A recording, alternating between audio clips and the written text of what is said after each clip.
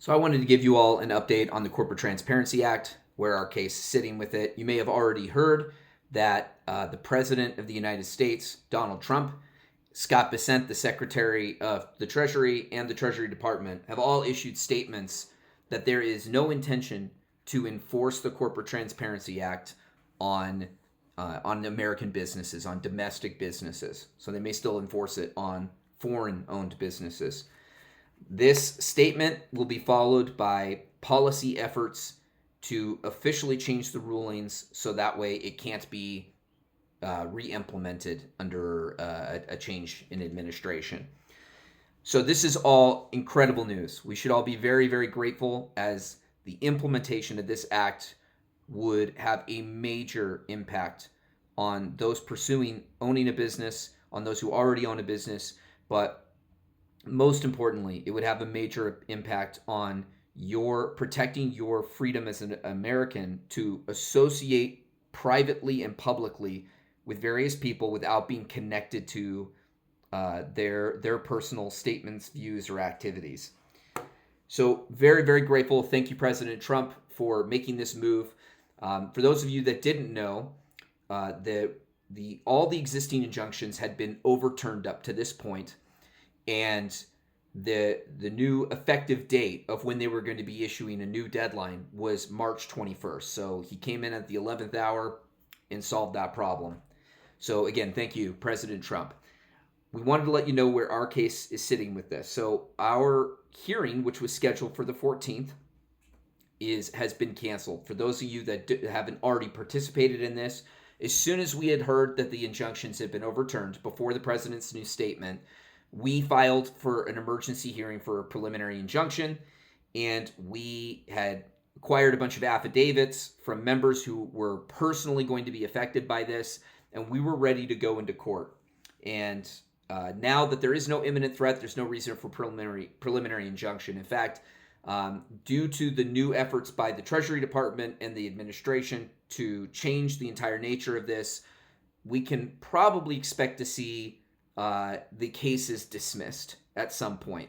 Not until there's something official, but I would not be surprised to see that happen. So we still need to pay attention. We still need to be aware of what's happening, but do not be surprised if all the cases end up getting dismissed, ours included. What I wanted to share a little bit with you is our particular case, which has been not as much in the spotlight on this, but which it has had an interesting pattern emerge. Our case was making some very unique claims.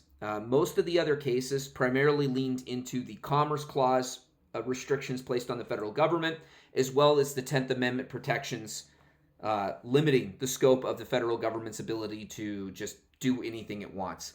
Now, those are important aspects of our Constitution. Unfortunately, they don't have the best background in the legal system. The federal government does not have a strong history of being restrained based on the limitations placed in those clauses. So each of these injunctions that got overturned, it was disappointing but predictable.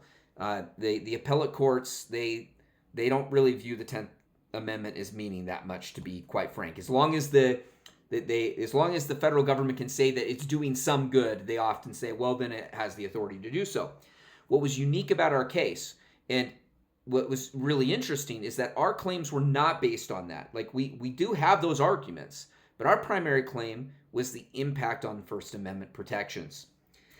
We believe, it's really interesting, but I was on a call with Austin, our attorney, and he said something to me that I had been thinking, and so having somebody else confirm it made me go, okay, maybe this is legitimate, and I figured I'd share it with you. Again, none of this is based on any specific information that was given to us.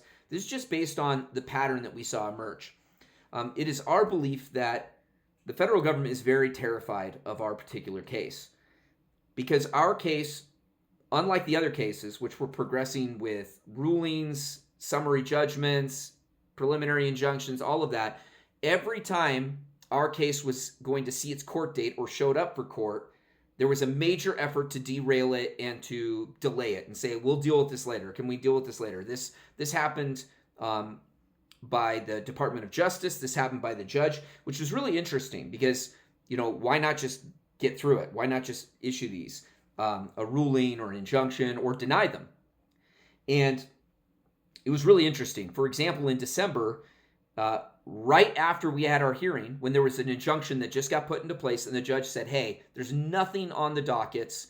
There's no reason you and the federal government can't come to some agreement about negotiating the next steps while we go for break over the holidays. And so our plan was to meet again in the end of January. Now, during this time, our attorney Austin asked the judge that we would still like a ruling. We are not a ruling, an injunction placed due to the unique nature of our claims. Now, we knew at the time that, again, the current injunctions were on ground that would likely be turned over.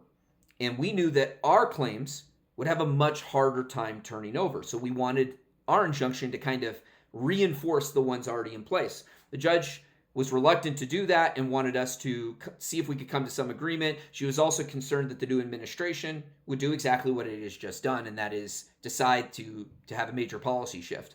So as soon as we got out of court, over the Christmas holiday, they got a new federal court date and overturned that injunction. You guys probably remember that roller coaster at the end of December. Are we going to have to comply at the end of December? And then an injunction got put back into place, and it's been back and forth ever since then. Well, the interesting thing is that once all the injunctions have been overturned in March, or in February, we rapidly moved to file for a new hearing, and we removed all the things about our claims that have been overturned in the appellate courts, just for the injunction, not for our ruling claims, but as our reason for an injunction. And we went all in on the First Amendment issues: your right to associate, your right to not have your personal or your public life be used as a weapon against your business or against people you associate with, their business, or their actions affecting your business. We went really, really hard after the fact that this is going to impact people's willingness of who they interact with and who they have relationships with. Excuse me. And we went and got affidavits signed. Many of you signed these affidavits, many of you members, and we were ready to go into court. In fact, the judge had set aside the entire day of the 14th to just hear our witness statements. And we had some incredible witnesses, important people that you would not expect, people that had actually built that very federal courthouse, interestingly enough. So we were geared up for that, and then right as we have all this stuff submitted and it's delivered to the courts, the president and the Secretary of Treasury come out with their statements. And so the thing that we noticed, just as a pattern that emerged, is every time our stuff was coming up, there was a major effort to not have to actually hear this in court and deal with this in court.